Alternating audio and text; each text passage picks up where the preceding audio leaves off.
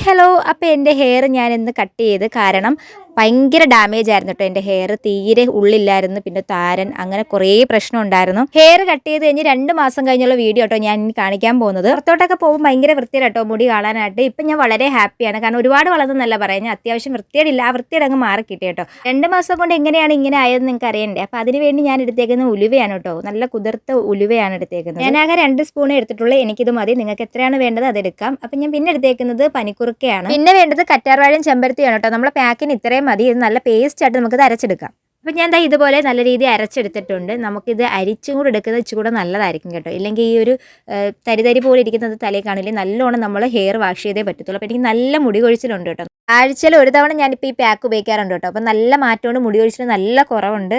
ഞാൻ ഏറ്റവും കൂടുതൽ നേരിടുന്ന താരൻ്റെ പ്രശ്നമായിരുന്നു കേട്ടോ. ഇപ്പം നന്നായിട്ട് മാറിയിട്ടുണ്ട്. നമ്മളെ സ്കിന്നായാലും ഹെയർ ആയാലും നമ്മൾ കെയർ ചെയ്ത് കഴിഞ്ഞാൽ ഒരുപാട് പ്രശ്നങ്ങൾ മാറി കിട്ടും കേട്ടോ. എനിക്ക് നല്ല റിസൾട്ടാണ് കേട്ടോ കിട്ടിയത്. അപ്പം നിങ്ങൾക്കും താല്പര്യം ഉണ്ടെങ്കിൽ ചെയ്ത് നോക്കുക. അപ്പോൾ അടുത്തൊരു വീഡിയോ കാണാം.